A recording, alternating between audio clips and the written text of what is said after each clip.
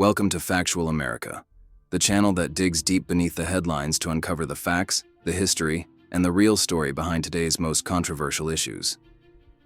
Whether you're right, left, or just plain curious, we tackle the topics others won't touch. And today's topic has sparked fierce debate on both sides.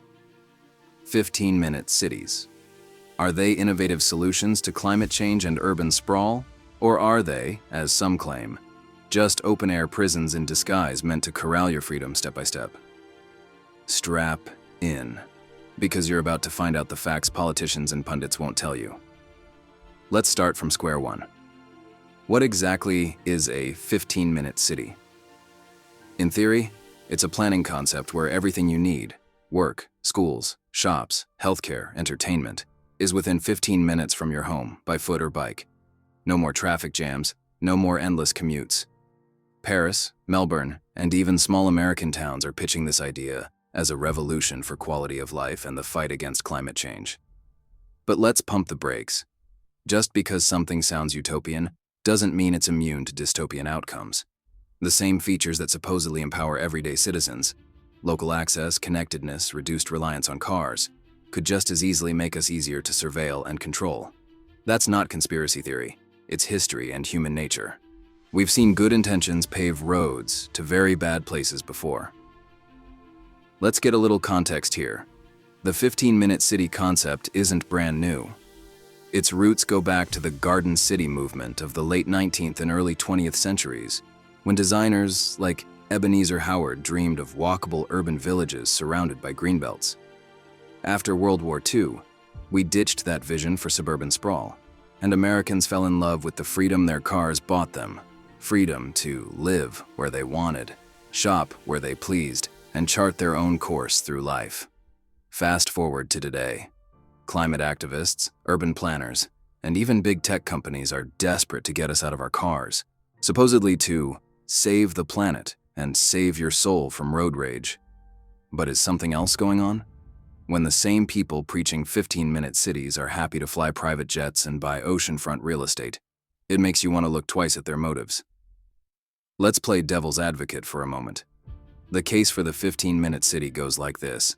If residents can access their jobs, groceries, schools, and parks by foot or bike, traffic and pollution drop. Our stress goes down, our health goes up, and our wallets get some relief from today's gas prices. It sounds like a win-win. In cities like Paris and Barcelona, superblocks and car-free zones have turned noisy traffic corridors into pleasant places to stroll, shop, and dine. But to critics, and there are a growing number, especially in the US, the problem isn't access, it's control.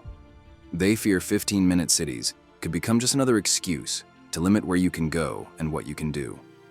The buzzwords may be sustainability and community, but it doesn't take much imagination to see how easy it'd be to nudge people with fines, permits, and surveillance until what started as a convenience becomes a cage. Here's where things get tricky. Advocates say, nonsense. They insist nobody is locking you in or banning travel, but governments around the world are hardly strangers to restricting freedoms for the greater good. Just look at the temporary, emergency measures that somehow become permanent. Take Oxford, England. Their low-traffic neighborhood scheme uses cameras and fines to stop most drivers from passing through certain streets. Officials swear it's not restricting anyone, it merely discourages driving. But if you're disabled, have family across town, or just don't want to cycle in the rain, is it choice? Or is it a new kind of tax on mobility? It gets even stickier when you factor in technology. Think contactless payments, QR codes, and digital IDs, things we got used to in the pandemic era. Now imagine these tools used to manage your movements within your neighborhood for your health, safety, and carbon footprint. What could possibly go wrong? Some will argue, you're just being paranoid. Nothing like that could ever happen here. But ask the truckers in Canada what happened when the government froze their accounts because they disagreed with official policy. Or look at China's social credit system and health code apps. The infrastructure exists, and history tells us that mission creep is real. Even here in America, we saw city blocks cordoned off and churches locked down, from New York to California, when the right crisis hit. These experiences have made a lot of Americans skeptical of any top-down solution, no matter how green or well-intentioned, that relies on government or tech platforms to mediate daily life. Still, there are places where the 15-minute city vision is hard to argue against. In neighborhoods where crime is low, rents are affordable, and shops are thriving. Life genuinely is better when daily essentials are close by. But is that because of deliberate planning? Or just because the community is free to adapt, invest, and succeed without micromanagement? And what about those promises to end inequality? History tells a different story. Often, walkability translates to gentrification, meaning long time. Working-class residents get priced out as their blocks get trendy. The people who actually need affordable access to services end up pushed further away while activists and politicians score PR points. Let's connect the dots. The original idea of cities was messy, organic growth. Markets, neighborhoods, and districts arose because people saw opportunity, not because a city czar rearranged the game board. Where top-down planners have intervened, from Moscow to Mumbai to Miami. The results are often out of touch, expensive, and restrictive, no matter how noble the stated goal. So, is a 15-minute city freedom, or is it surveillance, solution, or sentence?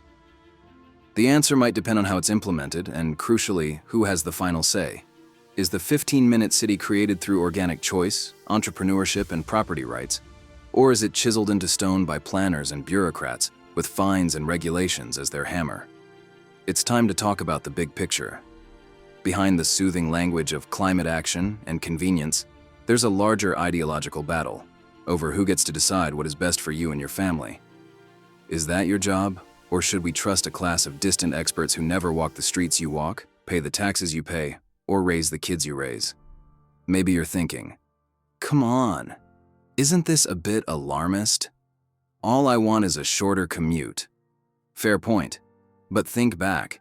Every time there's a big social transformation, the promises are always rosy. Every law curtailing freedom starts as just common sense. The struggle isn't only about cities or climate. It's about whether we stay free to build our lives, or whether every street, store, and sidewalk eventually needs someone's stamp of approval. Then there's the question of whose voices get heard. In most of these visionary urban projects, the loudest voices tend to be the already empowered. Academics, consultants, and activists, not blue-collar families or the small business owners who make a city tick. Is the 15-minute city really driven by the people, or is it another slogan for a technocratic agenda? And let's not forget, American cities are not Paris or Barcelona. Our geography, our habits, and our fiercely independent culture make copy-paste European urbanism a tough sell. In towns where you're already driving 10 minutes to the nearest gas station, the idea of a 15-minute city could be comically unrealistic, or become an excuse to ban development and shut down competition. We're also living in the age of big tech, big data, and big government partnerships. That alphabet soup of smart cities, IoT, and net zero policies. All well-intentioned, perhaps, but with the potential for abuse, unlike anything in history. When your movements, purchases, and even social connections can be monitored in the name of sustainability, what will freedom mean? To truly solve the climate and urban chaos problems, we need bottom-up solutions, not one-size-fits-all mandates.